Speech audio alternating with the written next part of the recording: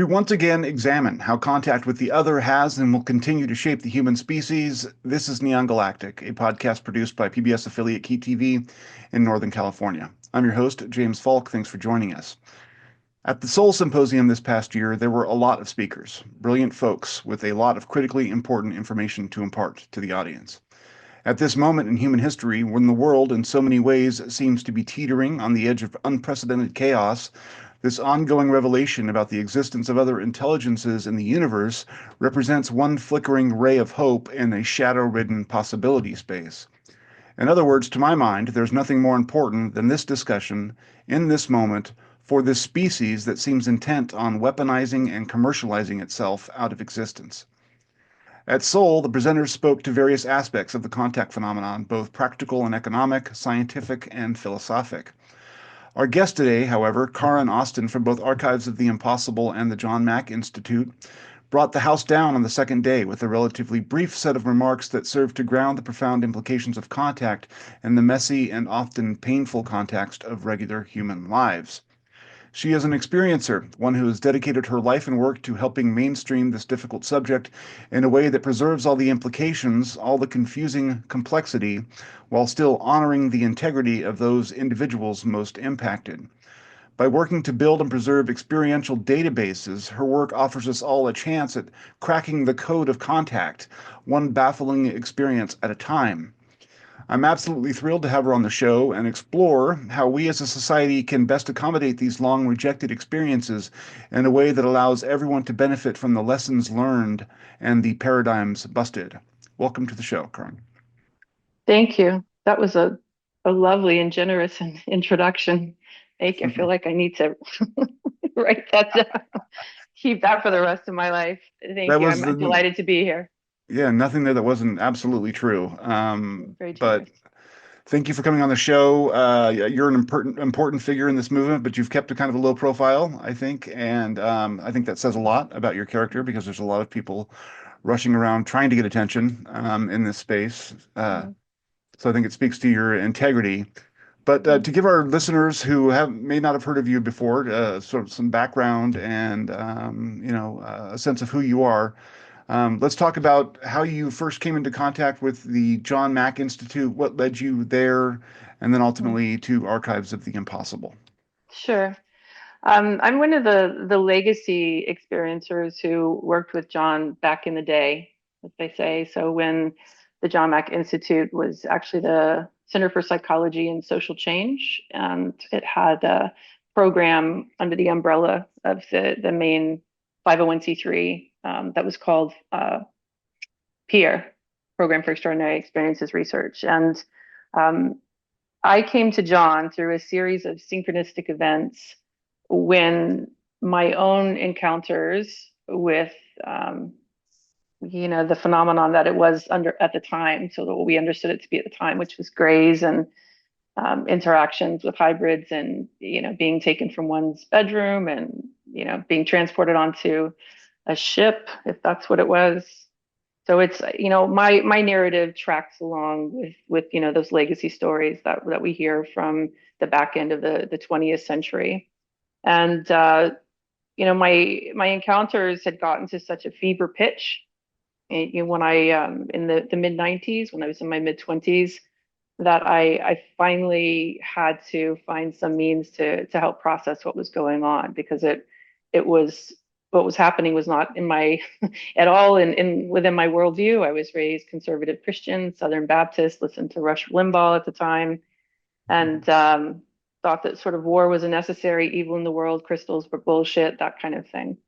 And of course, when these beings, when these contact encounters just kind of steamrolled into my life, um, like as Jeff likes to talk about, I went through a flip, and from a worldview perspective. But getting from where I was to that flip took, years, and it wasn't without its pain and deep sort of psychic and psyche challenges. And there was it's sort of apex at one point where I felt like, my what was occurring was really railing up against the limits of the worldview that I had grown up with, that I wasn't even aware that I had. And after one particularly compelling event that occurred during full waking consciousness, I understood that, all right, whatever this is, whatever is happening, um, I knew that we were not alone in the universe. It sort of answered the question definitively for me. Yeah. Back in the day, we said aliens. I know that now there's a question about obviously lots of questions about the ontological reality of what the phenomenon is. So, um, you know, coming face to face, quite literally, with advanced, technologically advanced non-human intelligence was a game changer. And I needed someone to help me through that process. And through a series, like I said, of synchronistic events, the first couple of them not very successful, and trying to find someone, a mental health professional who was not immediately inclined to psychopathologize me. Um, I found my way to John Mack, and we started working together. And for a while, we were just, I was involved in this research study and an ongoing sort of clinical relationship as he was trying to explore and understand what the phenomenon was, what experiencers were teaching him about what the phenomenon was. I was one of numerous individuals that were involved in public education efforts with him. And a couple of years before his death, we had long since stopped working on any of the processing of my encounters, and had sort of evolved into a friendship. And I ended up, through another series of synchronistic events, becoming his personal assistant, and was in his life in that capacity at the time of his death. I was living in a room upstairs in his home, and so was the one who literally happened to be there to drop him off at the airport for that last fateful mission, and was there when I got the news that he was not coming home. And of course, that was a life-changing experience for me, heartbreaking, heart-wrenching experience, as as expressed and as visible in my soul talk 20 years later. I still can't hardly get out the words about his death without emotionally welling up. Although there was something sort of cathartic at what happened with at soul. I feel like something is shifting in me, and maybe I can let that heal in some way. But all to say that in the aftermath of his death, and something that we're often not prepared for in dying, is that along with whatever grief we feel, there is a business at hand. There is the business of death. Like how in John's case, and with his family, the question was, how do we close up his estate, and what do we do with his archives? So I was the individual who helped organize and prepare for deep storage all of the archives that he kept in his home, which represented most of his professional life, sort of starting or ending at the point where he began with the research into the abduction phenomenon, and then the rest of his archives into that that regarded his research and the work around peer or at the offices. So between his long-term admin, Pat Carr, and the archivist Will Boucher, and myself, we got 350 bankers' boxes of materials together and put them into storage. And there they sat until until January of 2023, when, after some discussion with Danny Mack, John's oldest son, and Will Boucher, who had been keeping the light on at the John Mack Institute, in the time following John's death, we all realized, we're not getting any younger, so we need to do something with these materials before they're still sitting in storage, and one of us isn't functional. So we worked through a negotiation and developed a relationship with Jeff Kripal and Amanda Foki, who had reached out to Danny some years previous, and came to a conclusion that Archives of the Impossible was the right place for John's materials related to the phenomenon. All of the rest of his materials went to Harvard. So they don't have anything. So anything related to the Harvard investigation, anything related to his work with experiencers and the abduction phenomenon is at Rice. And I came here thinking that we were going to, for a month. I had a return ticket back to Norway, where I'm supposed to be living with my husband. And 30 days into an enormous volunteer, digitization project of all of John's materials, we realized we were nowhere near finished. So I extended for another month and realized at that month that we were still nowhere near finished. And we packed up all of the materials, put them in a U-Haul, brought them to Rice University, and once I arrived, realized with Jeff and Amanda that we wanted to go ahead and finish digitizing the materials, and with their assistance and the resources that they provided through Archives of the Impossible and Rice University, we were able to do that. And in the process of doing that, we also discovered that we worked together, we collaborated very well, and that we were inclined to undertake a metadata research study on the materials that we had there. And like I said, that was 2 years ago. I'm still here with no end in sight as the research study expands and the purview of Archives of the Impossible's outreach to the community and response to the community just continues to evolve and grow. And like I said, I don't know when this stops. It doesn't feel like it's going to. Jeff calls it a rocket taking off. I keep feeling it as these tidal waves that are coming and crashing, in succession. So I just wake up every day and do the best I can to try to do the work that's at hand. Yeah. How's that for a That's long-winded fantastic summary? and touching. There's so much there. I mean, the process of going through Dr. Mack's materials, especially after, I mean, they had been stored and then you kind of come back to them and then start the digitation process. I imagine that was a little bit confronting, having to go through all of that work and sort of reacquaint yourself with, the amassed materials. Can you talk a little bit about what you learned through that process, Mm, about Dr. Mack and also about yourself and the subject? Anything that surprised you in that sort of belated second view? that's a great question. Nobody's asked me that. I learned a lot. I was surprised at how much I learned. Of course, I felt very naive, in after the fact, because I had such a narrow understanding of who John was, because I came into his life and world not only at the time that just only at the time that he was working on the phenomenon, but also late in that process. So I think I was on his radar in 96, right? So he had already written Abduction, and Passport to the Cosmos was in the works. And everything I knew about John was really only through that lens.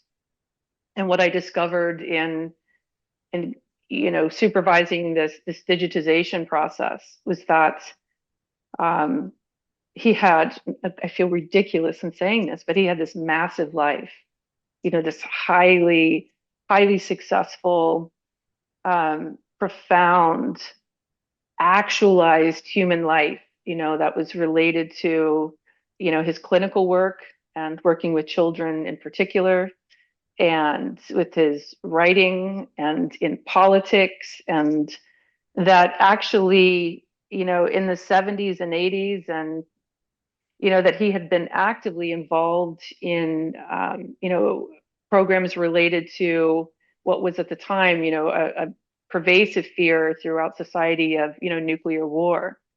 And it was really interesting to track the timeline of his interest and how these things showed up in his work, and how they just stitched in seamlessly to what ended up, what the phenomenon ended up being, what experiencers were telling him. And there was a light bulb that went on for me at a certain point, and I realized, oh my God, this, like, his whole life prepared him for this moment. It was important that it happened at the end of his career, so he had all of that breadth of experience, to bring to bear into these relationships, into this inquiry. He had a strong sense of self-confidence in his, obviously intellectual capacity and in his competency, and people had that confidence in him. So he had established himself. There was, like, looking at it and looking at all the threads together, in retrospect, just like I said, it suddenly made it clear, like, oh, it almost felt like some kind of divine intervention. Like, you look backwards and see the tapestry, you see the narrative in that tapestry, and suddenly it's sensical. It doesn't feel like, oh, he had his whole life and then there was this. It was, oh, his entire life was leading up to this moment, and this was this profound actualization of what he was here to do and offer to humankind, along with everything else he had done. So that was very moving to me. Yeah. I mean, this is probably an impossible question to ask, but I mean, at the he had spent a lot of years doing some serious thinking about the phenomenon and its impact on the people that he had worked with. Where do you think he ended up at in terms of his thinking on the phenomenon? And do you think that for yourself, do you feel like that still jives with you, or do you feel like that the subject and your thinking has moved on since? Where the two meet? Yeah, he and I used to get in these wrestling, these intellectual wrestling matches or philosophical wrestling matches about it, because I was someone who had a number of experiences that I experienced consciously, like, so full waking consciousness. And these were experiences that left me with explicit memories that did not require hypnosis to recall. So I knew for a fact that something about this is physical.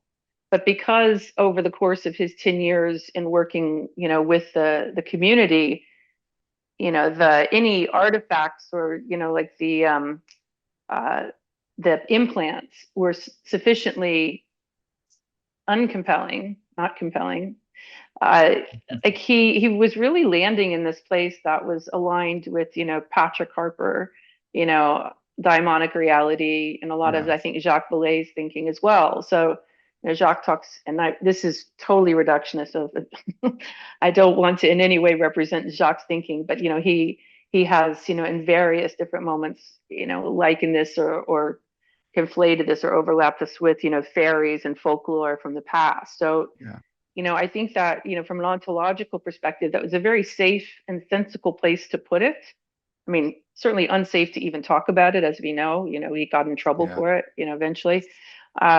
But it made sense at the time. And for me, like, it used to drive me nuts that he was landing there, that he was really landing in a spot that he wasn't convinced that it was, in any way physical. And not to, and at the same time, not to say that, it wasn't real. He was absolutely, undersigning the idea of its reality. But like he said, that what really needed to happen here is that our understanding of reality needed to evolve. And I think that's true. And I think that, in the couple of decades that have passed since he passed, I think our understanding and ideating about the phenomenon, as has evolved, and it's, obviously allowing for, numerous other explanations for what might be going on here, including, it's probably a full spectrum of events, things that register in physical reality as we understand it, and then things that start to feel and sound like, the afterlife or the other side, or something that's operating on a higher frequency, like, and, Michael Master's theory about them being extra tempestrial and coming back there. There are all these nuances and possible answers, and maybe multiple answers going on. So I think the dialogue has gotten much, much more sophisticated. Not that John wasn't sophisticated, he was very much so. But I think we've been learning, in the past, 20 years, and that's been helpful to where we are in the conversation now. yeah. Thank you for that. I know that's Mm, probably painful ground for you to cover. it's Um, okay.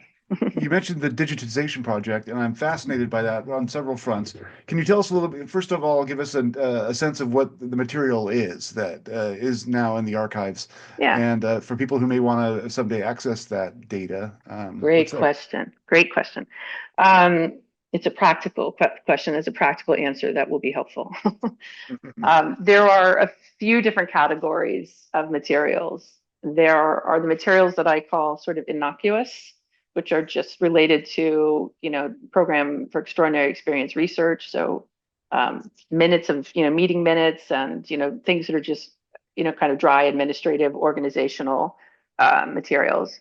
Then there are materials that are communications, so letters and very often physical letters that went back and forth between sometimes very mundane individuals about mundane things. And then there's some really interesting letters, correspondence, with figures that people would recognize. Um, the most interesting materials that people, I think, are very often keen to get their hands on are the letters that people wrote into John that are comparable to the letters that people wrote into Whitley after he published, Communion. So we have, I can't remember our exact count right now, but we have 15 bankers boxes of those letters. Yeah, Wow. many of them handwritten to him and people explaining, their various versions of, their stories. And some of them are, are directly connected to abductions, and other ones talk about, people's anomalous encounters because they didn't have anybody else to talk to them about. So John seemed as good a person as any, I think, to hear their story. So there's that collection. We just call those the letters. And then we also have the things that people are most interested in, which are the transcripts, the materials related to John's sessions with experiencers. We're treating those in compliance with HIPAA guidelines, HIPAA requirements, even though HIPAA wasn't a thing back then. It matters to us that we align on our protocols with HIPAA requirements. The internal review board at Rice University requires that we do that. And for me personally, as someone whose materials are in there as well, I don't think there could be a better suited, gatekeeper or guard dog, watchdog over them, because I know how I want my materials to be protected and treated. And so, which is extremely well. I don't want anybody having access, to them, period. So we have set up our own internal protocols that protect them in every possible way. So the physical materials are not accessible at all to the public, like physically not accessible. They're stored in a climate secure storage unit off-site, but on Rice property. We have notes in the library notes. If somebody wants to come in and do research, you can see that the materials are there, but there's no ability to access. And there's a note that says that these cannot be accessed. And if anybody comes into the Woodson Research Center, they can't just come in and grab materials. They have to make appointments in advance, boxes that, in theory, will someday be able to be seen by the public, will have to be pulled in advance for people to come in. So it's Fort Knox for Wow. these materials, and that's on purpose. Absolutely. I mean, that's vitally important, Mm. especially in these circumstances, but anytime you're dealing with people's private information when they're dealing with a, Right, mental health right, right. professional. You mentioned the metadata study. Mm. I'm wondering that even with those materials, is it possible to strip the names and details out to put into a metadata study, or Yeah, is that yeah. not part of what the So overall? you're good. You're right on it. So the reason for the metadata study is because we have this, withholding of these materials from the public, and we know that people want to know what the data is in there. But because there are anonymization issues, and because no one person has the time and money to come and sit through the copious volume of these materials and read through transcript after transcript after transcript, like it's just not practical for somebody to come in and read these things and then walk away and with a snapshot, think they have an understanding Yeah. of the collective data set, right? Mm. So because I'm an experiencer and I want the experiencer voices to be heard, and particularly, this generation that's been of abductees, that have been sidelined for decades now in the cultural dialogue. It's like I feel a sense of responsibility to them, to us, because nobody else is advocating, and trying to lift these materials and this data set into the public sphere. And that's not a judgment. It's, I think it's kind of a personal calling, and to come in and do this. Like this, for me personally, this was like kind of a choiceless choice.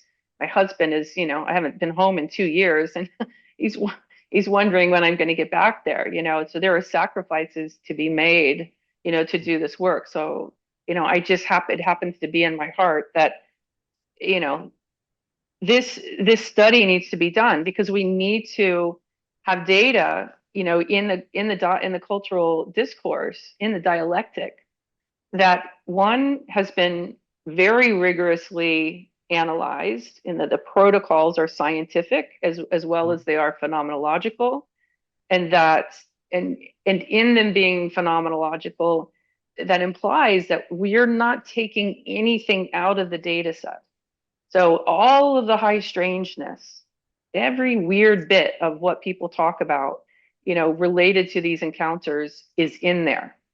So we're not trying to write a book with a perspective or a thesis, and we're, cherry picking, certain parts of certain stories to, Yeah. say, to make our point.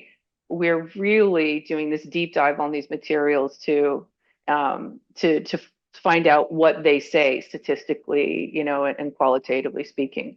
And by the way, this is not just on John's materials. For our pilot study, we've started with John's materials and Whitley Strieber's communion letters. So we're working on them together.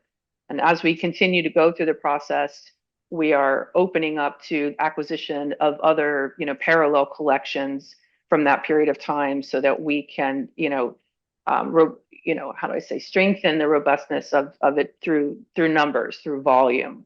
And so we can, more is better in this case, and better quality, the better the quality of the materials, and of course, the more robust it becomes. Now, I mean, obviously, you probably don't know yet, but I mean, how do you think this material may ultimately come to advantage for researchers? What kind of, I mean, I was talking to Jeff at one point, and he mentioned that AI analysis of certain types, or, it's obviously the possibilities are wide open, but how do you envision some of this stuff being of most use for the ongoing sort of contact conversation? Well, what we do, so this is, in answer to your question, realizing I left that thread, about the anonymization of the materials, right? So this is really about creating a data set that we can grant ethical access to, right? So we're at this point, we've finished the digitization of all of the materials. We had to identify a transcribing software that would give us, high accuracy results, because if it doesn't, even if it's 5% off, then the amount of human hours and human intervention and resources, time, money that's required to make those corrections is prohibitive, right? So with a bit of luck, I don't know if it's the universe helping out or if it's just luck. Last year, a new company emerged with a beta form of its own transcribing software, and it gave us like above 99% accuracy. So that flipped the game for us. That really helped us out. So now, as we're moving through these transcriptions, we're now working at developing our survey that will allow us to, access these data points sort of almost in 4D, like look at it this way and this way, That's this so way, cool. that way. So, Yeah. and the idea is that by the end of the research study, which is going to go on for years, we will have utilized, text and image recognition tools, AI tools, to surface these, materials in a way that the end user can engage them dynamically, right? Mhm. Without without there being any risk of seeing the individuals, identifying data in there. So Yeah. they'll never see an original document, for instance, of the research materials ever. That's not there unless we get 50 or 70 years down the road and we're dead and somebody makes a different decision. But for as long as this generation is alive, that's not going to happen. So it's not even a matter of like in 25 years. The decision's been made to leave it private for the bulk or the remainder. Yeah, if we can find a way to make the letters, to anonymize the letters. I mean, there's names and contact Yeah. information, and we'll do that and release the letters. And that's what's next. Like, what is it going to take to anonymize these materials? If I have my druthers, as far as the clinical records are concerned, the research records, I would want to wait 100 years for that, Yeah. probably, Yeah. because I would want to get 2 generations of lifetimes away. So there are still people who are alive now who don't want their materials being shared with the public. And again, I Hmm. don't want my materials being shared with the public. Not Yeah. that I have anything to hide. It's just an incredibly Of vulnerable time. course. And Yeah. Yeah. people talk about, things, in session that are other than aliens, that are connected to it. People's They're tied marriages fall together. apart. Yeah, everything's there. So, I think we should be free of this generation and the Mhm. next generation, people's Yeah. kids, so that nobody, could be negatively impacted by that. Yeah. So it's our intention as a team to protect those materials in that way. And Jeff supports that. Amanda Foki, the head of special collections at Woodson Research Center, supports that. All of us are aligned with that principle. Yeah. It sounds like that at the end of this process, you're going to have produced a, uh, a fountain of material unlike anything that we've seen so far in this subject, Yeah. Yep. especially since it's all going to, I mean, you can access it in different dynamic ways Mhm. according to the research that you're doing. The Mhm. insights that may generate may hopefully give us a much clearer picture of what people have experienced. Mhm. I'm wondering, is there anyone, I mean, John Mack and Whitley Strieber both were sort of a cultural phenomenon in that they sort of lit a fire and they attracted a lot of testimony as a result, Mhm. whether it was with John in session or with letters. Same thing with Whitley. Is there anyone like that now? I mean, because part of what I'm interested in is that it seems like the experiences of the different generations shifts. There's a narrative that seems to fit like the 80s and the 90s, and then that narrative seems to have shifted, and it seems to do so periodically. Mhm. And it seems like we need to be having these sorts of you know materials amassed for every 10 years or so, where people are sort of Mhm. updating whatever. You know what I'm You're saying? so good. Yeah, you're so good. You're right in there. You're very intuitive. So yeah, to that exact point, the newest member of our team, Professor Elliot Hauser, brings in enormous capacity and skill set. He's really the driving engine of our metadata study right now. And with him came his inspiration to include contemporary, as he calls it, born digital materials. So, the information that we can, get off of Reddit, out of the Yeah. Reddit community and other resources as well. And I wasn't open to the idea at first because I really wanted us to focus on, you know, better understanding these legacy, you know, materials, like what really is there, like let's get a definitive once and for all kind of le- like legit statistical analysis of what this is, what the numbers really are. Yeah. But he's persuaded me and he's persuaded our team, and I think it's right that we should analyze the contemporary, phenomenon alongside these legacy materials so that we really have a complementary or holistic understanding of what's happening. So not only what was happening in that moment, it's people talk about abductions, and while I think it's possible or probable that, kind of the one-off physical encounters occur occasionally right now. Looking at the statistics, we can see that there's this peak, like you said, in the 80s and 90s, and then this precipitous drop off right at the turn of the 20th century. But what's come up in that place is this kind of softer, gentler, these interactions that, include downloads and lots of, psi phenomena that are transformative in people's lives. So I think, to the extent that we can, include that in our analyses and offer that out, to the discourse, then I think we should, and we're making an effort to do that. Yeah.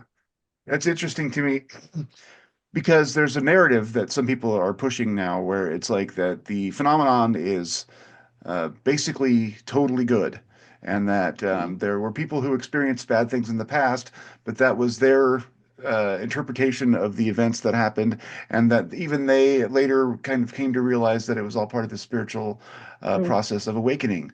mm. That's not the narrative that I've seen in some of these, like John Mack's books. There's a lot of things that were really terrifying and scary, and it doesn't come across that the phenomenon is um, purely good intentioned in that work.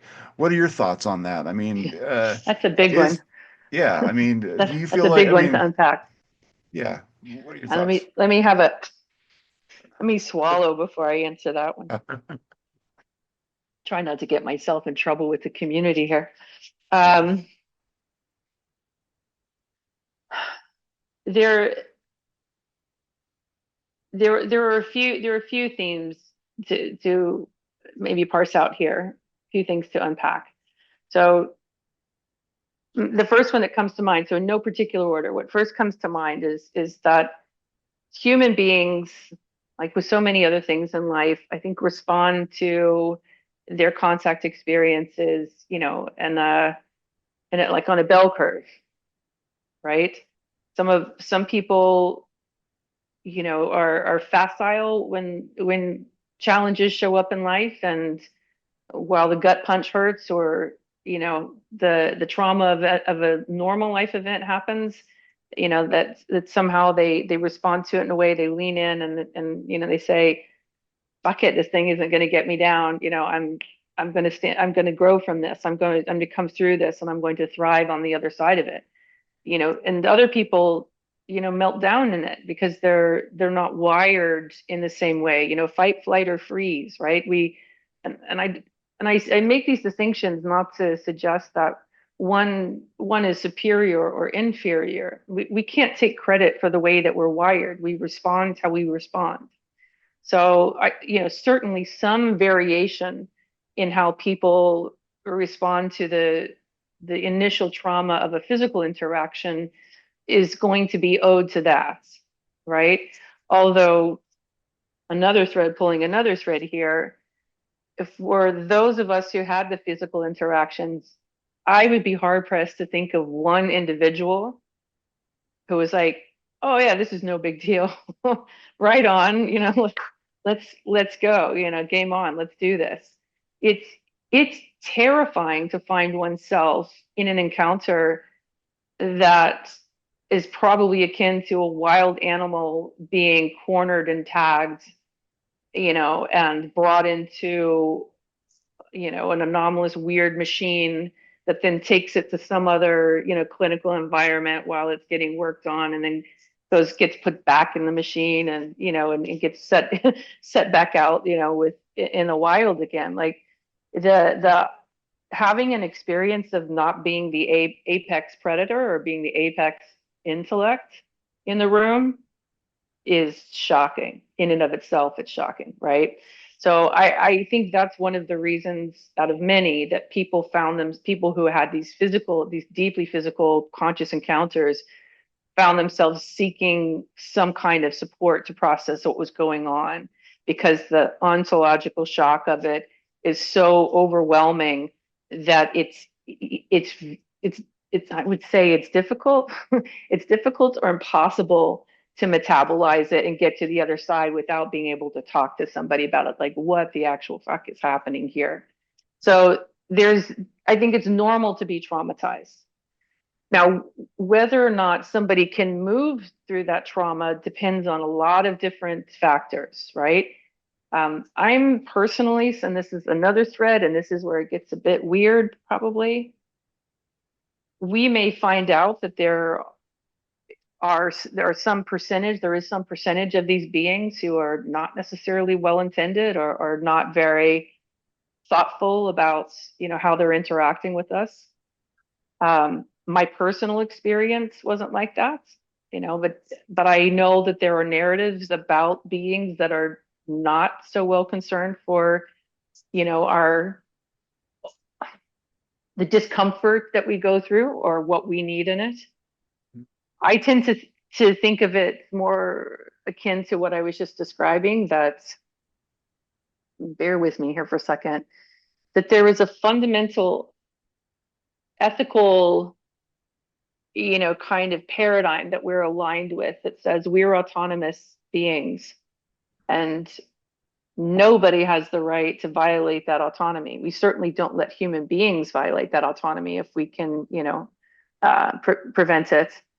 Why would we let some strange creature, a strange being, violate that autonomy?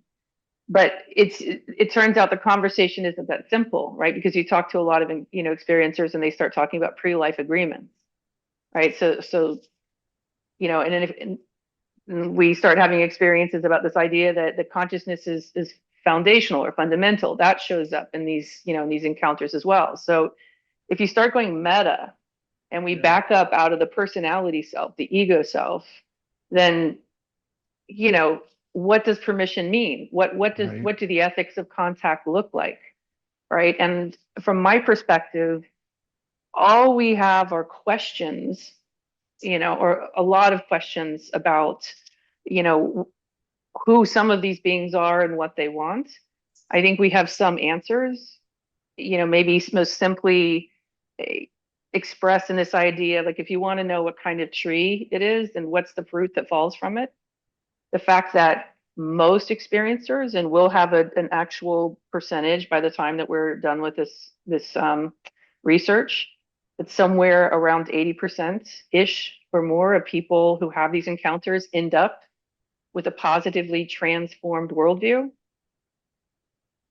If that's what happens fairly consistently, then I think we're defying sort of intellectual, logic to suggest that something nefarious is happening, at least for those people, that have had these encounters and had that positive transformation. So, it's complicated, it's sticky. There are more questions than answers, and I think we won't know all the answers for a long time. That's just my personal orientation to it, and I know that it's, my position is up for debate for sure. Yeah. It's interesting, and I think it's important, and as you underlined there, I think that it's important not to read their lack of care or their lack of honoring our ethical restraints in terms of bodily autonomy as some kind of malevolence. I mean, if they're trying to serve even our species and they view doing something to one individual as part of that greater project, that's not necessarily an evil intent, but for any one person who may have been taken against their will, then that obviously reads like something different. But then again, if the impacts ultimately are positive, I mean, it's always like everything in this is nested and complicated, and Can I just add something there real quick? please, yeah. I think everybody was taken against their will who was involved in these physical interactions. Yeah, sure. Thus the term abducted. Yeah. I don't think any of us would have chosen to have it happen like that. That's not the setting or the way or the time. But I just forgot what I was just going to say because I thought about something else. What was say the question? Say your statement again. Oh, hold on, just let me get there. I was saying that not read their lack of care about personal body autonomy as a malevolence. Right. So that was what it was. This is going back to the analogy of taking our pet to the vet, the cat or a dog or whatever. They are really pissed off about that. They don't like anything that's happening, when we take them to the vet. They think we're mean to do that. They haven't given permission for that to happen. Right. Mm-hmm. This gets into the ethics, not just the ethics of contact, right, but the ethics of humankind. Yeah. Because we have long give ourselves the authority to do what we want with animals. We research on them. we keep horses and ride horses. And, I used to ride horses back in the day, and we do what we want with our pets, all in their best interest. We take them to the vet, they don't like it, but look, you need this. You're going to feel better on the other side of it. So this has to be done. So there's something in here that has to do with a higher perspective, of being that has more knowledge and intelligence, that has a broader understanding of what's going on. So if we can accept that we behave in these ways in our lives, then it stands to reason that a higher intelligence, has some, again, greater understanding of reality and what's required, and that we are now just in the same position that our cat or cat or dog would be. So it's, if you start thinking of it like that, then it's easier to relax in it. And also it does make us think again about the ethics of how we keep animals. Like all of those Yeah. beings, have their own sense of autonomy. They would all Yeah. behave in a certain way that has nothing to do with what we're telling them to do, how we treat animals for food, how we use them for our pleasure or work or whatever it is. All of those beings have autonomy. So, or would want their autonomy to be respected, right? So how do we learn? What does this mean about us, and Yeah. and how we evolve our own sense of ethics related to all life on Earth based on how we are experiencing, some of these interactions. Yeah. I think that that's something I've entertained in the past, is like maybe not the point of the contact, phenomenon, but there is a lesson there for us to learn about how we are treating other species, and Hmm. whether our ethical system should be extended to include Hmm. beings that are on four legs or Hmm. otherwise. Yep, very Um, much so. so this to change direction a little bit. Your speech at Seoul, why do you think it was so impactful? I touched a nerve. I made contact with something that needed to have contact. It's like, I can think of it, one could call it a sneeze, an orgasm. It's like there, when you go for so long, and there's just all this buildup and this pressure of like something that needs to happen. Or there's an elephant in the room and nobody's talking about the elephant in the room. We're talking all around it. And I'm not saying that Soul is not honoring the elephant in the room. I think Soul is doing an exceptional job trying to very artfully and carefully, navigate its way through, this disclosure process and their relationship to it in a way that allows them to maintain credibility and integrity. So I deeply respect that, deeply.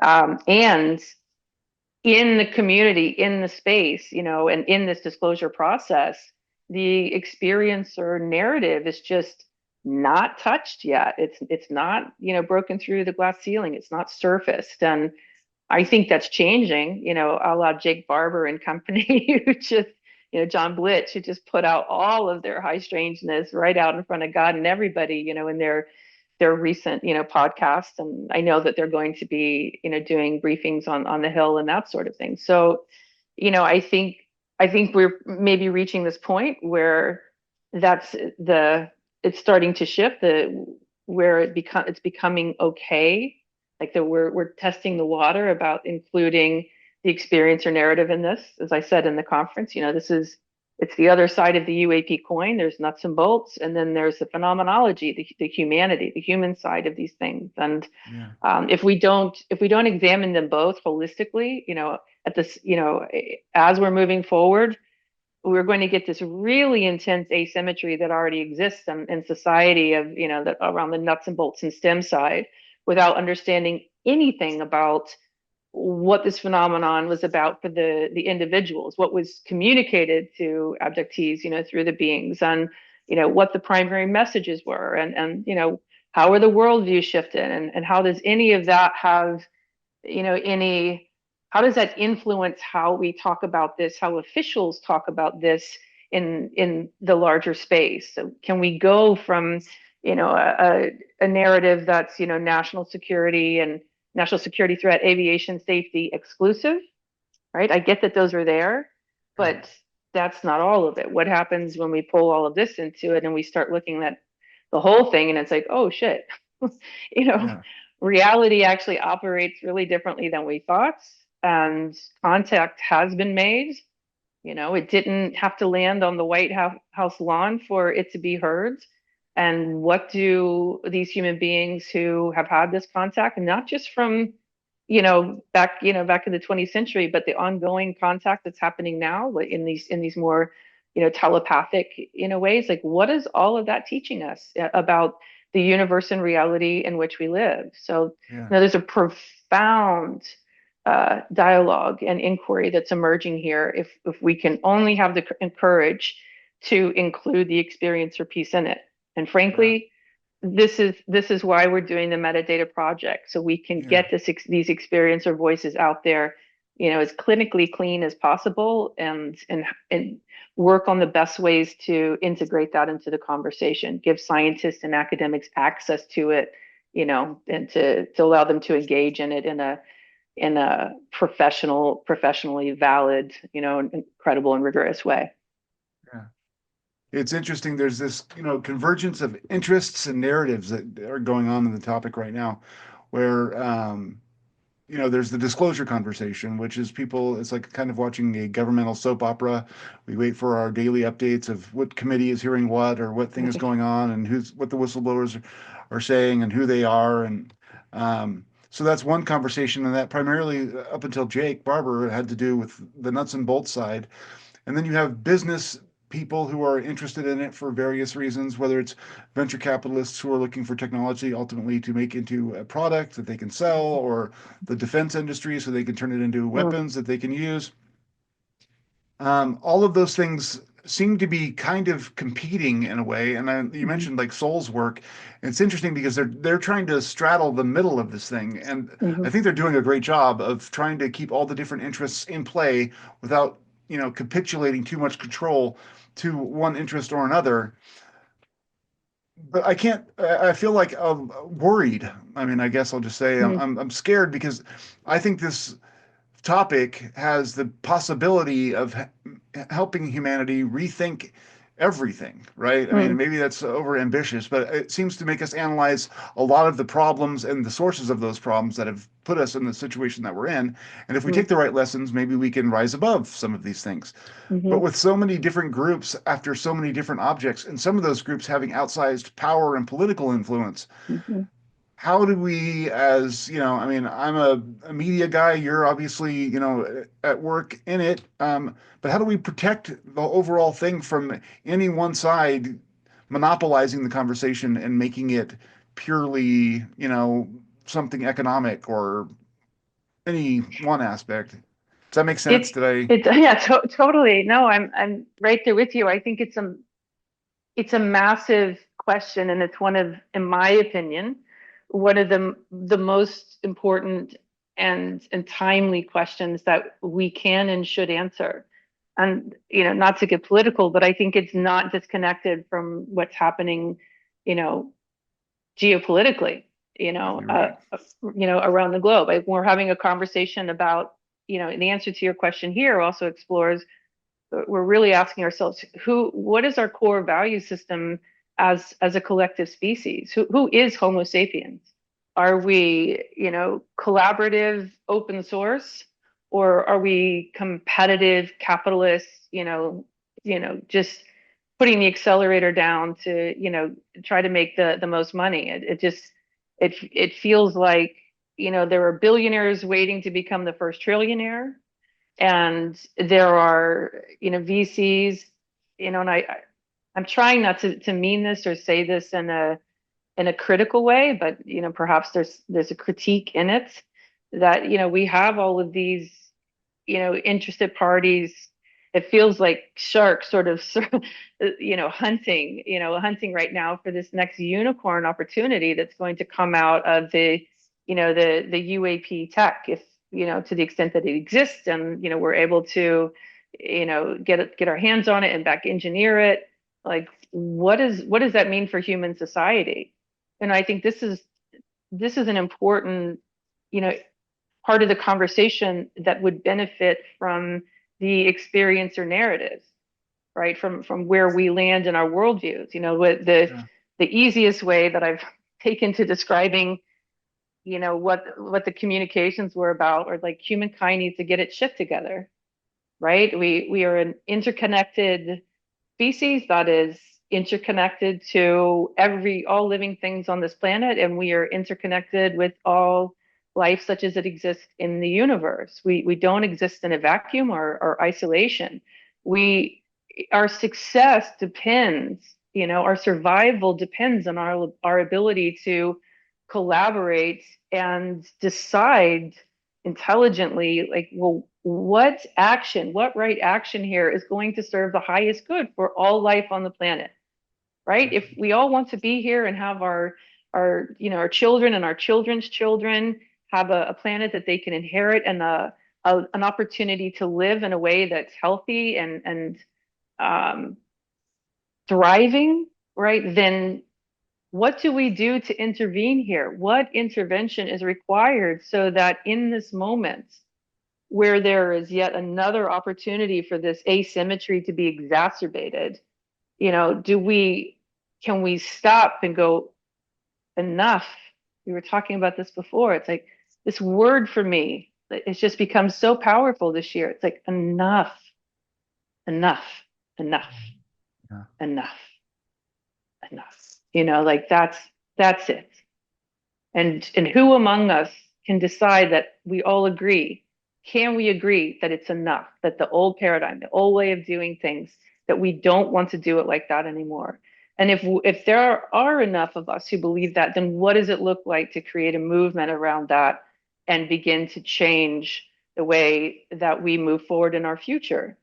And I know this would not be the first time, in human existence where movements have arisen and tried to be created, for different purposes. But this one feels like existential in a way that I'm not sure that other movements have really had to reckon with in times past. There have been movements around existential rights for certain peoples and certain, um, rights and privileges, which were profound and necessary. But this feels like it's existential for all of us. It's existential for all humankind and all life on the planet. And who is it? Who among us feels called to respond to this? I think people on the left and the right, conservatives and progressives, if you like, put in the margins, our thoughts about, religion, and that's even up for grabs. That's a conversation worth having at some point. But if you put in the margins right now those ideas and you look at what's left, we have everything in common. We have everything in common. I don't have to say this thing that we've heard so many times in modern day politics, right? We all want the ability to thrive, and we want our families to be able to thrive. And somehow there's something about this phenomenon that is mirroring that decision point, this vanguard, this moment, right, back to us and saying, what are we going to do about it? And I often say that this phenomenon is not about aliens. It's not a story about aliens. It's a story about humankind. So I think we're in a moment here that's going to matter a lot. Like what we choose, how we choose in this moment, this crossroads, is going to determine what our near future and perhaps distant future looks like for a long time to come. So it's a really important question, and I hope that we take it seriously and do something about it. I know I'm trying to, and I want to. Um, yeah, I got emotional just listening to you there. There's so much truth in that. And Mm-hmm. it's kind of the feeling that I carry around all day, every day now. And I spend a lot of time on this topic, but it's also come into my regular day job where I talk about the news because of developments that have happened there. And, part of it is that, we've siloed ourselves in various groups and bubbles, and we don't listen to each other.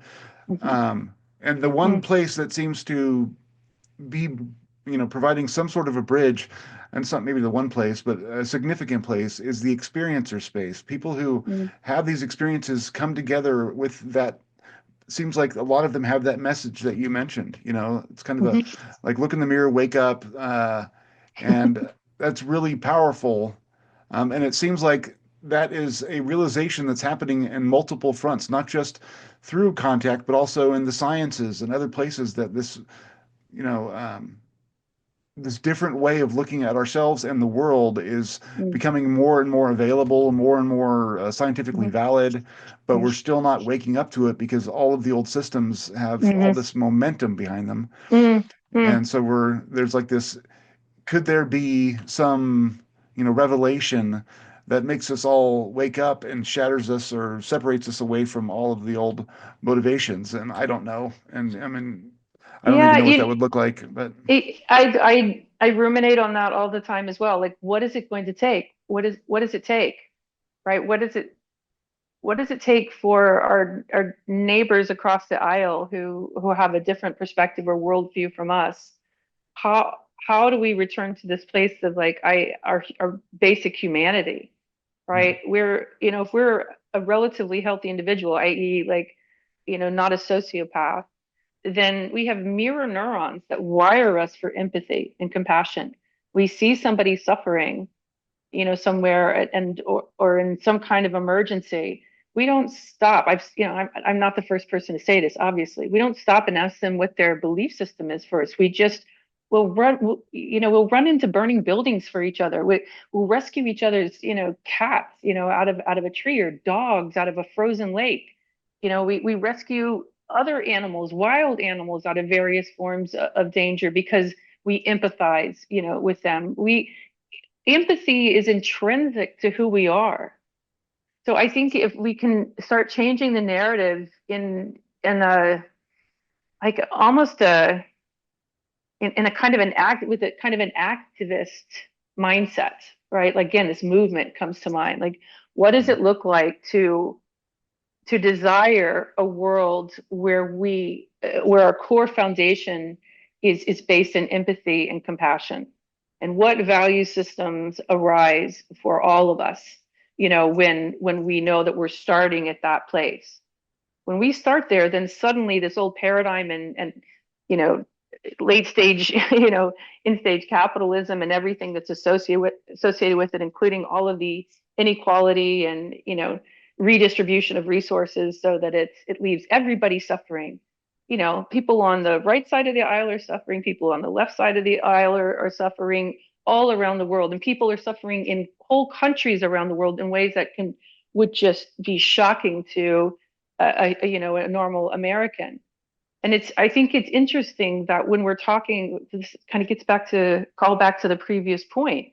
You know, I don't know how we talk about the phenomenon without talking about this, yeah, right? People wonder, well, why don't these beings land on the White House lawn? Why aren't they making themselves more obvious? Well, look at us. yeah, Look at us. Look at how violently we are. Look and look at how aligned we are with that story of like, well, this is who we are. Well, that's who we are when we've not been loved well in our childhood. That's who yeah, we are when we've been separated from each other tribally and in our communities. That's who we are in our isolation, right? So, what does it look like when the great majority of human beings around the planet who have this innate empathy and compassion for, our neighbors and our family members, what happens when our voices and our value system becomes the one that's most elevated out into the collective, dialogue and space and value system? It's a small handful of people who are ruining it for the rest of us, yeah, literally, in the world. Small yeah, handful of sociopaths and malignant narcissists who are yeah, ruining it for everybody. yeah, When and how do we flip that script? And somehow this phenomenon makes these questions mean something for many of us. Like, it's on fire inside of our body. It was 30 years ago for a lot of us, and it sure as hell is now, especially in the current, political environment that we have here. And I say that without being judgmental to anybody on either side. We're all in this together. What does it look like to find a solution to this? Oof, sorry. no, Damn it. that is the issue right now, Mm, mm. Are you familiar at all with Ken Wilber? I haven't met him. Oddly, oddly, I used to live in the same loft that he did and or does in Denver. Funny enough, I'm familiar with his work. I've read one of his books. I think I'm not an expert in any sense of the term. Well, he just has an idea about different stages of consciousness, Mm. Yeah. and that different people are and different societies are sort of the bulk of their, individuals have evolved to a certain level of consciousness, and you can kind of Hmm. track where people are based on their value systems. Hmm. And that when a certain society has evolved to a certain point, they are very nationalistic, or Mm. they carry certain prejudices about certain things and outgroups Mm. and that sort of thing. But once you get to a certain stage, you become much more global in your perspective, and you tend to Mm. have more empathy. The problem is that you can't force people to move up or down on the scale. And as long as you are on different levels of the scale talking to each other, you're not even hearing, it's like you're not even speaking the same language, because you're not, Mm. the underlying meaning of things is, Mm. fundamentally different. It's a Um, different worldview, different perspective. yeah. And then, I Yeah. mean, I think of that sometimes, and I'm like, absent either a full-blown intervention from something like, Mm. ET or something else, or some sort of societal collapse, I don't know how we change directions. And that's It might be societal collapse. I mean, it might be that people say enough at a certain point, and then we have to learn how to or we're inspired to learn how to, or circumstances force us to learn how to collaborate with each other, right? We realize that our neighbors matter to us, and yeah. that we want to try to figure this out together. It's if we were in Vegas and I had to put some money down, I would probably put it on, some kind of significant societal collapse happening first, or some allergic, immune system response to everything that's not working for everybody. It's the politicians have done a great job at making a narrative about, it's progressives versus conservatives, regardless of what country you're in, or they're making it about, immigration and the challenges, like all the challenges that we're facing right now financially, people's, quality of life that has been diminished and diminished and diminished over the course of the past number of decades. We keep aligning with these narratives that suggest, that there are these really simple fixes to it. And the reality is that inequality is at the core of what this is. So we're really talking about a capitalist paradigm that is, cease about, endless growth, right? Mm. That is, really at the core of what's going on here. And we can't get to this better world that our hearts know is possible. Hat tip to Charles Eisenstein. Through this existing paradigm, we're not going to get there. Um, but we're going, something significant is going to have to shift. And to your point about kin structure, the the critique I have of that is that, we're really good at, and we're kind of doing it now, but I think we're both in our hearts and having this conversation. It feels like a heartful conversation. Absolutely. Um, there's there's a lot of analysis. Human beings, especially males, women too. I mean, I'm an analytical person. We want to try to analyze intellectually and intellectualize the problem to try to solve it that way. It's my Podcast weakness. out. What's that? What's that? It's my weakness. That's Yeah, it's everything is all in my of us. head. Yeah, It's all no, I of hear us. that. It's all of us. Like in our own sense of disempowerment and feeling like this is too big for any of us to do anything about, what can we do? Well, we can noodle on it, right? We can think about, all right, how would we do this? And we can write about it and we can have podcasts about it. But I think it doesn't matter where someone is at developmentally if we start from a place of empathy and compassion. If we start there, right? So it's not about trying to solve the problem in our head.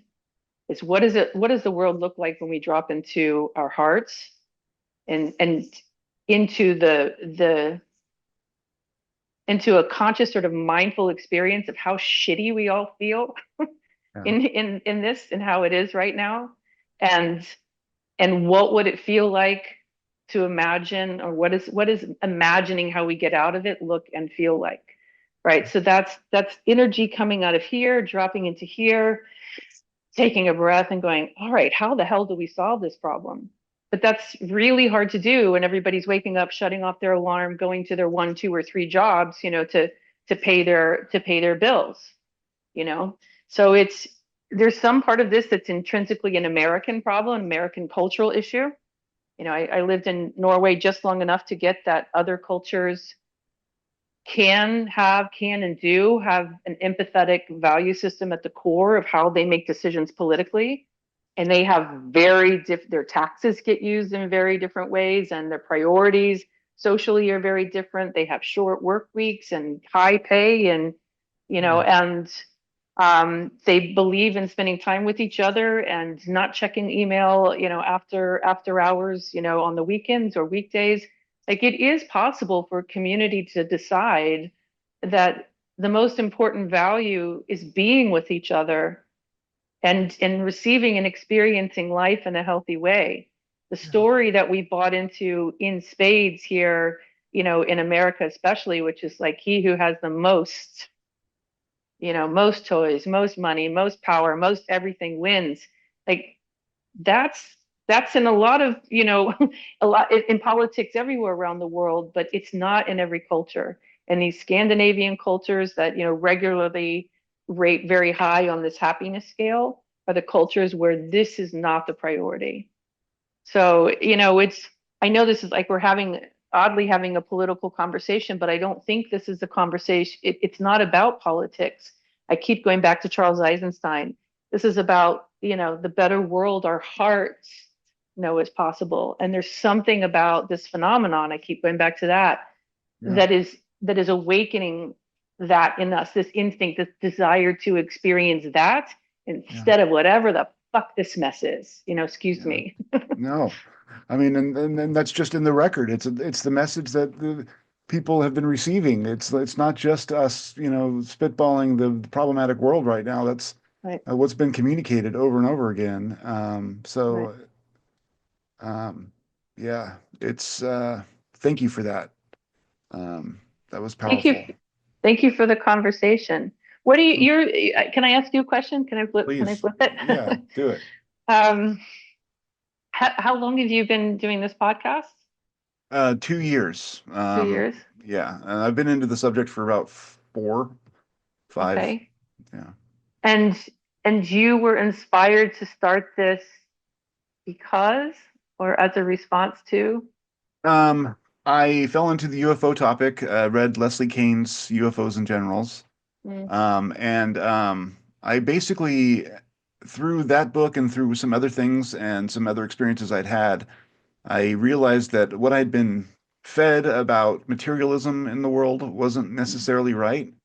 And mm, fundamentally, I figured out that if I wanted to view the world differently, it wasn't a matter of being soft-headed or credulous, that there is a long line of wonderful thinkers, sophisticated minds who have engaged in the world this way and have written mm, lots of books, and they make just as much sense as the arguments we hear, on the materialist side, but they are sort of verboten by the mainstream culture. And I mm, just gave myself permission to engage with that, and that started with the UFO stuff, and then that led into, there's a whole bevy of things that kind of surround the UFO topic, but they all have to do sort of with consciousness and human potential and those sorts of things. And mm, I'd had experiences in my life where I was sort of pushed up to the edge of what was supposed to be possible, and mm, in certain times it went beyond that, and I mm, would just explain it away. mm, mm, And or keep it to myself and silently wish for a miracle, but not want to talk about it because that mm, would be too mm, weird. Um, and all of that, plus the sort of social awareness that the species is driving off a cliff, and mm, um, there's a connectedness, and mhm, you can call it spirit or whatever you want to call it, but there's something about human beings and how they're all connected and how they should be connected to the planet, but we're not. And I mm, think that that all relates to the, mhm, the different phenomenologies and whatnot. mm. And So being a this is you. journalist, it was just a Okay. natural way for me to get involved, do a So is this podcast. your, so part of it is exorcising. your own need to vent and engage others about this, about this phenomenon and about, say, you have a thought. Well, I was just going to say it's become more activism.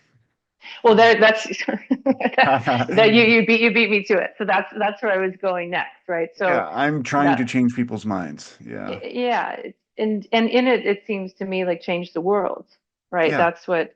I think that's what's I think we're right at the cusp of, or right in the moment where we're going to see a new generation of activists emerge out of this community, and have it not just stay within the community, but have the spirit of activism connect with other people who, through whatever vector they've come into this awareness and understanding, whatever life experience that they've had, that we're all reaching the same consensus. Like, yep, this shit has to change.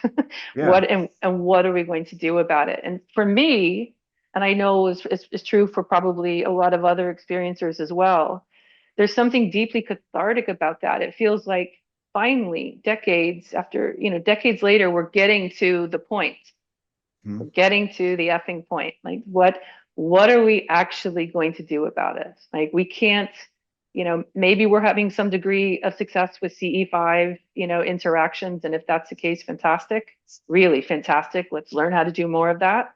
Yeah. But it doesn't seem like we're able to call in a mass, landing, and like, well, let's meet them and they meet us and we, enter into a new frontier.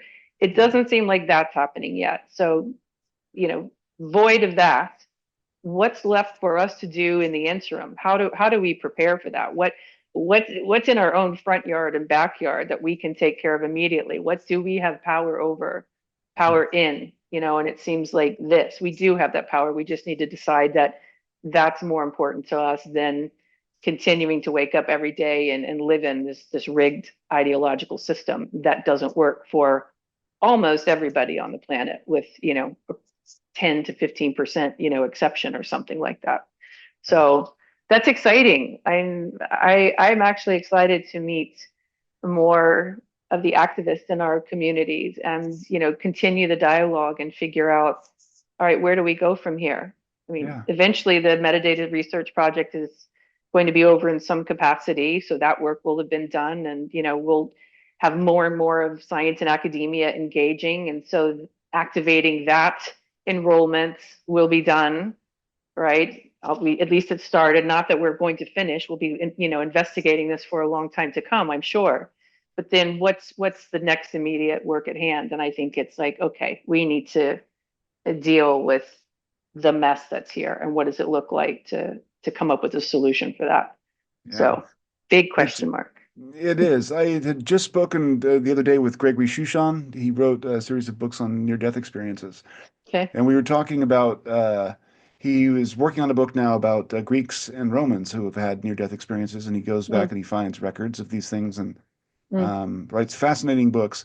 But we were talking about mystery schools and how they mm, basically used to try to instigate something like a near-death experience for the people that were in their mysteries mm, schools so mm, that they would have that awakening where they mm, would, which is a lot of what seems to happen to people after contact. And there's mhm, several kinds of phenomenon that'll happen and people emerge changed, right? mhm, mhm, So, I mean, figuring out how to bring more people into this space where they realize that existence is more than just surface level, like mhm, material things, mhm. seems like it would be go the furthest, to my mind, to helping people who may not realize there's something to wake up from, to figure that out. And I don't know what that looks like, but I think sort it of, starts. Can I just interject real quick? yes, Don't please. I don't want you to leave the thought. I'm not sure that that's the most, like, how do we say it? How do It's very difficult to get a starving child in Africa or India or the US, anywhere else, or a starving adult to think at metaphysical levels, right? Or Yeah, think existentially. All they care about is, and rightfully so, yeah, is how that they're in pain in so many different ways, right?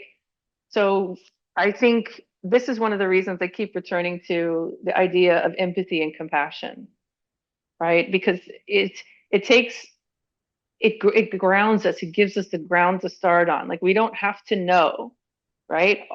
All of this exotica, right? We don't have to know that. We just need to know how to take care of each other. And I think in the process of determining that we actually do want to prioritize taking care of each other, that starts that itself, that act of faith and generosity and commitment to each other shifts the neurochemistry, right? It's easier to relax and be receptive and open to novel ideas and concepts when we're not in fear, right? When our amygdala, right, isn't firing, when we're more in our prefrontal cortex, when we're in our hearts, when we're well fed, when we've been educated, like it doesn't have to be complex. We can have some real analog, solutions to focus on first that don't require this sort of deeper philosophical, or I don't know, intellectual inquiry. Does that make sense? No, absolutely. And of course, you know, I'm a product of my privilege. So it's like, we live in, I mean, I'm not struggling for my food and I'm not struggling, so it's like it's easy to think I want the world to have this psychic awakening when, half the world is worried about keeping a roof over their heads or whatever other problems there More are. than half. Just Yeah. because someone's not in, desperate poverty doesn't mean that they're not stressed and overworked and not doing well. I mean, people can make, you live in a major city and make over 100K and still be going into debt because you can't carry all of your bills in the US, right? You can't carry your overhead. So this idea that, well, somebody's, making a six-figure salary, it doesn't necessarily solve the problem. Of course, those issues, the level of stress that somebody goes through in that life is very different than the kind of emergency stress that someone's going through when they're not eating well or their child isn't eating and all they get is the food they eat at school. Those are, two different realities. But you still have two human beings who are fundamentally suffering, right? People are like we don't have a life outside of waking up and being, we're slaves to this fucking reality, this paradigm Yeah. that we've created, right? And we were born into it. It's not our fault, but Yeah. we do have an opportunity to change it if we want to. And I think that's the opportunity, the possibility, the hope that we can look at. And the bigger challenges is like, what does it look like to do that? And I know that there are some practical ways and practical movements that are in their very nascent stages that are starting to ask and address those questions. And I suspect over the course of the next 10 to 20 years that we'll see a lot more of that in some much more assertive ways happening. And it may very well be in response to, emergency events that are happening in the world around us. That's probably what's going to have to kick us in our butt.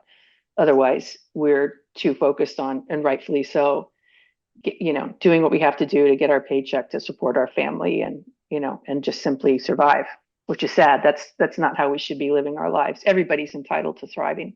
Everybody's entitled to the opportunity to thrive on this planet, Absolutely. period. So sorry.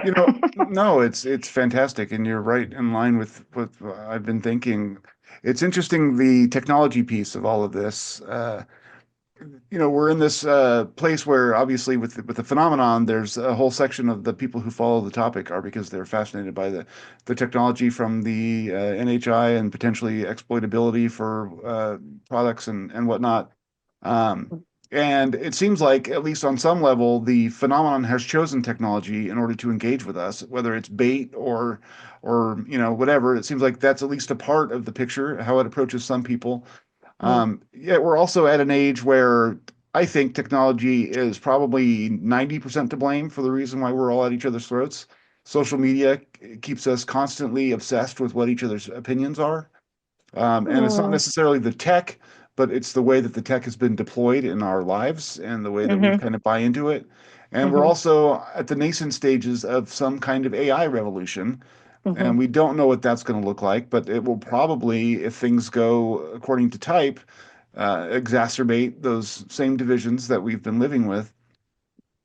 Um, and so I wonder, I mean, part of the change I think that needs to happen is that this notion of our dependence on technology and using technology as a means of sort of transcending our difficulties, whether it's Mm-hmm. getting the dishwasher so we don't have to wash the dishes, or Mm-hmm. the internet so we don't have to do book learning or whatever it is. Um, it seems like that is le almost making it so that we are losing those innate abilities that we'd have to either connect or do some of that development on our own. And I wonder how much of that plays into what we're hearing from the phenomenon. Well, you use the word exacerbates, right? So, tech is definitely exacerbating, some of our lower nature, the lower, more reptilian parts of our brains and psyches. But I think there's a space for that to happen again because of Yeah. this pervasive, you know where I'm going, Hmm. with this, right? This Yeah.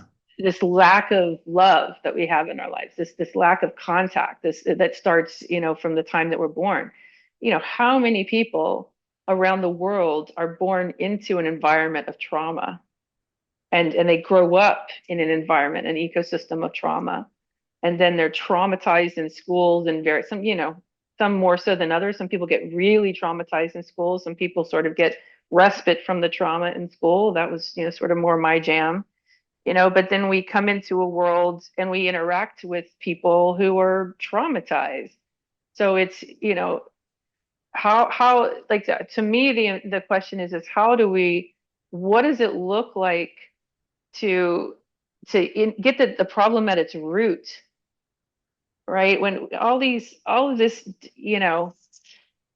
bad behavior that we're doing, and the algorithms that are designed to, keep our attention, for as long as possible, and give us, mirror back to us the worst of what humankind can express. Like, we wouldn't give a shit so much about that, or wouldn't get sucked into that so easily if the entire tribal and community ecosystem were different, right? If our relationships were still intact, and they're just not. So I think tech has filled, it's like drop for now at least, has been the thing that we have brought into this black hole of need, and that has just fundamentally gone unmet for generation after generation after generation.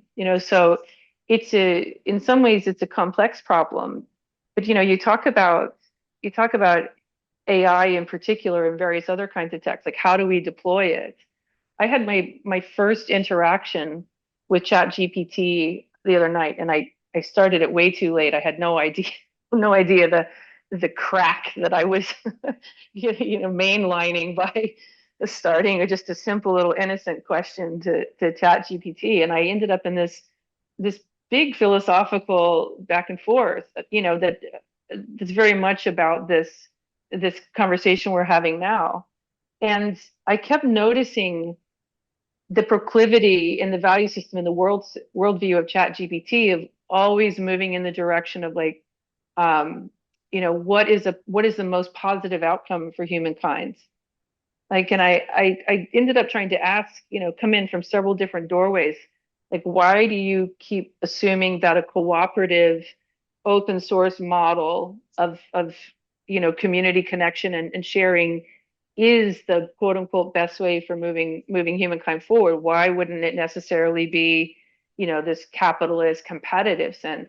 And no matter how many different ways I asked it, it kept coming back to this cooperative model, and it would in an instant give 1 through 10 fully fleshed out outlines of, here's what the problems are of doing it this way, here's what the potential benefits are.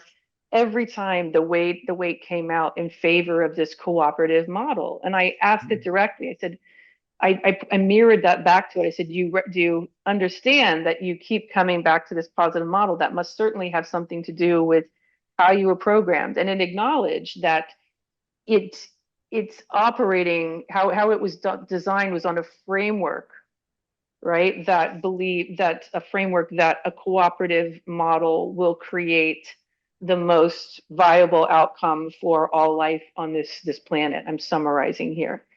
Yeah. And it had just demonstrated to me that it's like Boston Dynamics. Every time you knock over one of their dogs or their robots, it just finds its way and it gets back up.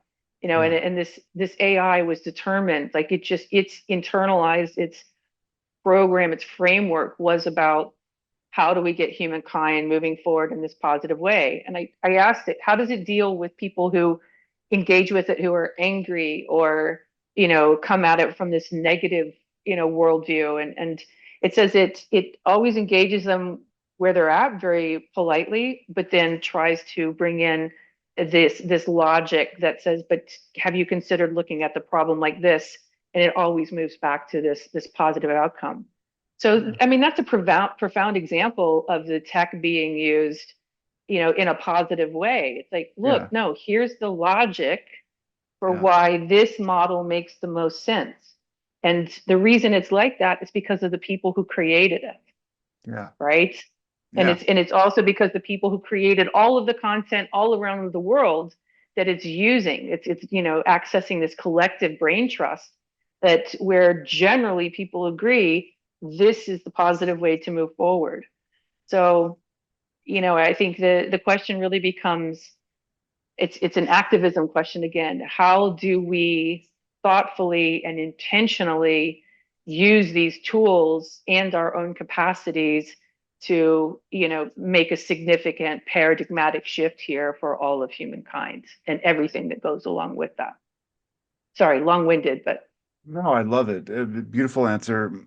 I mean, I'm about out of time. I mean, I've got one more question I think I can throw at you. But okay. what if, set of questions, we'll say. Okay. What if Jake Barber Hmm. manages to produce an egg? And it's You a, mean himself? He lays well, it? I mean, lays it. I mean, maybe he can Sorry. do that. I mean, yeah, no. Uh, What if he draws one in and they land it and it becomes a sensation? I mean, maybe we're talking out of our armpits here, but say that that does happen, and suddenly humanity is confronted with physical evidence of there being some sort of non-human presence on this planet, and all of that, the transformation that might entail. What can we do as a movement to maximize that impact and try to push that ontological shock in a positive direction that might affect some of the changes that we're talking about? Is there a way? Well, I think the question is simple, and I have a simple answer, but the answer itself is messy, right? So Mhm. it's that I think this is a shit show already. It's already a shit Yeah, show, right? it's it's There are too many different actors with varying agendas, some of them, directly at odds with each other, right? Whoever the companies are that have been the private contractors that have been holding on to these materials for better part of a century. So Northrop, who's the other two are escaping me at the moment. There's at least two other companies that we know have some of these materials or believe that we know have some of these materials. So there's been this asymmetrical development of access to those materials for this period of time. So they certainly have an agenda. Nation states are going to have the militaries and governments of nation states are going to have their own agendas. And, people like us are going to have an agenda. So, this is an existential sort of wrestling match for the soul of humankind is what we're talking here. I don't mean to be hyperbolic, but I don't no, think I it's am. not hyperbolic. Yeah, no, I at think all. I think this is what's happening. And who wins this? Like who, what is the prevailing worldview that emerges out of this? I think it's kind of impossible to know right now. It depends on how many people get involved. It depends on, from all sides, like where does the scale balance most heavily in terms of resources invested, whether that's, masses of people around the world saying enough, we want a new world, and this is what we're ready to do to make that happen, or whether it's the tech bros, exacerbate the existing asymmetry and we have more business as usual and there's more war, there's more conflict, but now it's like really powerful laser beams that can can annihilate an entire nation at the drop of a hat. Like I don't think we have the answer to that.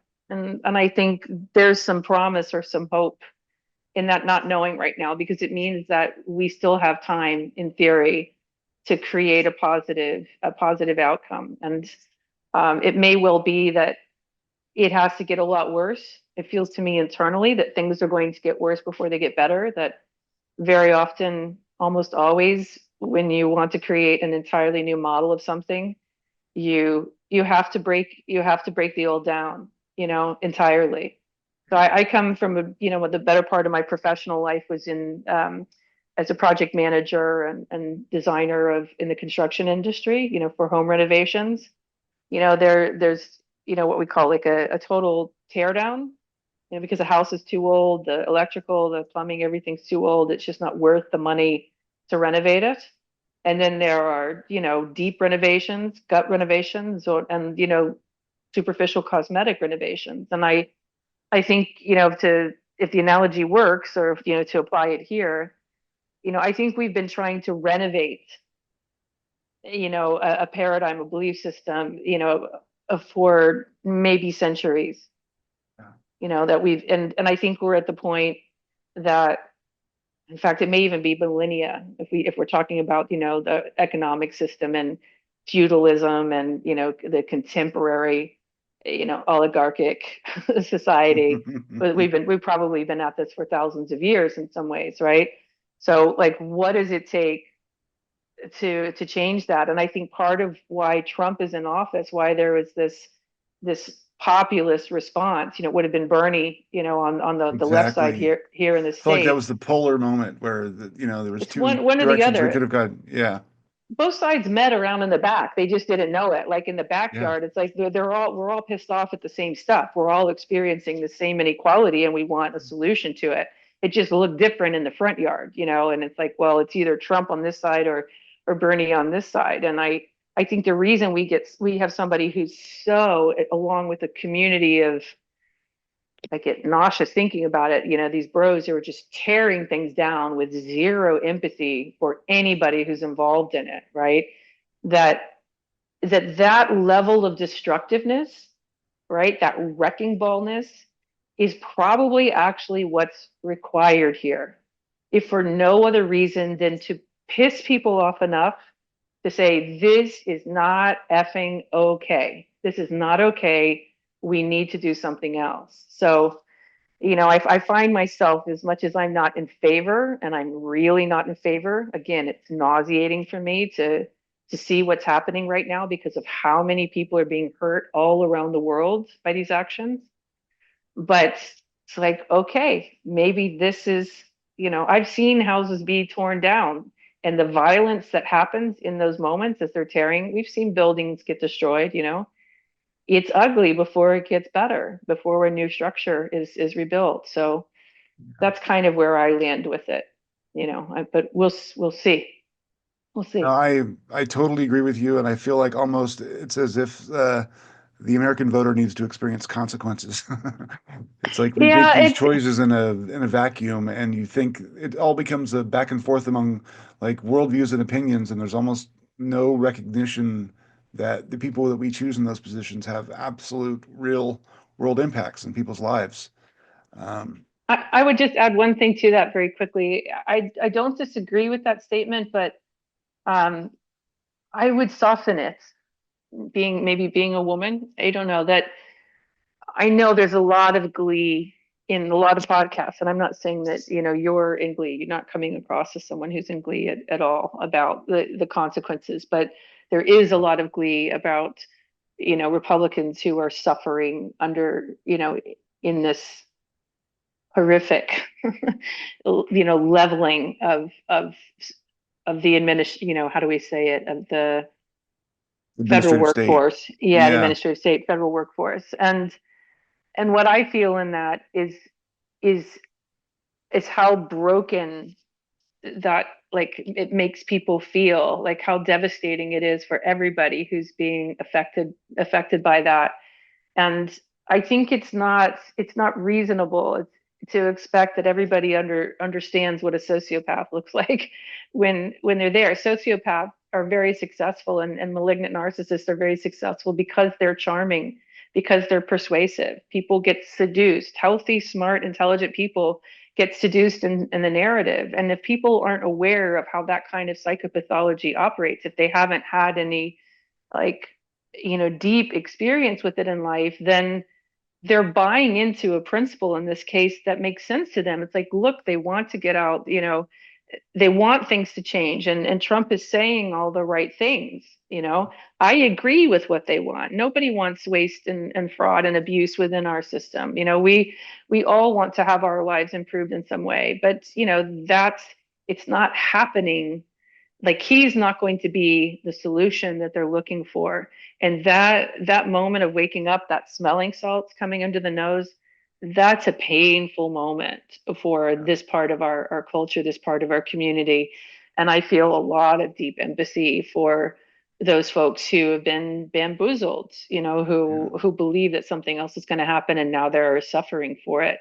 And I think it's going to get worse before it gets better. I don't think we're like close to being done yet. So again, I keep coming back to, like a broken record, empathy and compassion, empathy and compassion.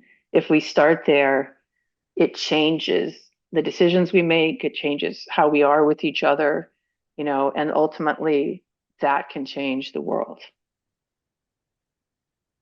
Perfect way to end this conversation. Okay. Thank you so much. Okay. Thank you. Thank you for the opportunity. I look forward to this conversation for weeks, and I've enjoyed it. Thank you for giving me a lot of time to talk. I know my answers were long, but I No, appreciate you it's letting me get the thoughts yeah, out. that's what And I enjoy. And you were brilliant. So, and thank thank you you. for so much, um, so total of you of the Mm, issues and connections. And I think that oftentimes, like we've talked about, we get stuck in our whatever little piece we're trying to cover or thing we're trying to do, and we forget how it all intersects, especially with this moment. I mhm, mean, part of what I've been struggling with is how to cover this and that, and they come together sometimes and then other times not. And it feels good right now mm, to link the two and mm. make a case. It's all the same stuff. It's all the same thing. And that clarity is helpful. That we can start to feel sane in that. It's the noise in the signal starts to quiet. It's like, oh, this is what needs to happen. If we just focus on this, then everything else will work itself out. So I don't mean to be Pollyanna-ish about this. Like I said, I think it's going to get a lot messier No, before it gets it's better. yeah, I don't see how it cannot. I mean, Yeah, it's yeah, careening off the yeah. Then so yeah.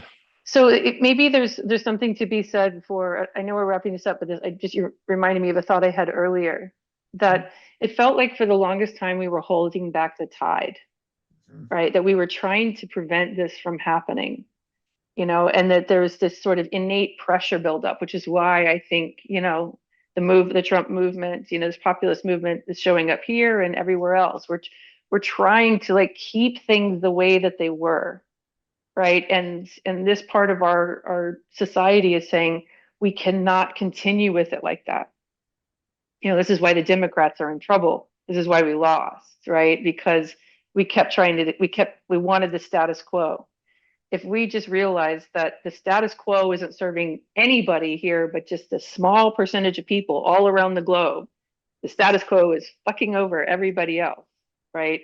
Then it's like then the conversation changes. Like, then we Yeah. can find unity with each other and go, all right, how do we course correct here? Because almost everybody's suffering in this, and this is not okay.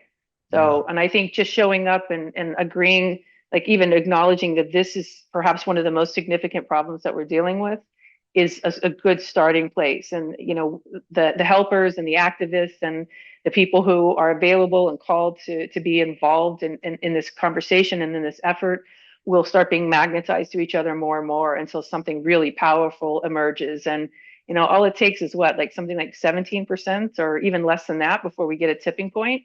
Yeah. Maybe even have heard like 5 or 10% at some point. It doesn't Yeah. take a lot. It doesn't take a lot. So we just need to get that percentage moving in a right direction that resonates and feels good for the collective, and then we'll be on a new path. So that seems to Suddenly me to be the work, that we have ahead of us.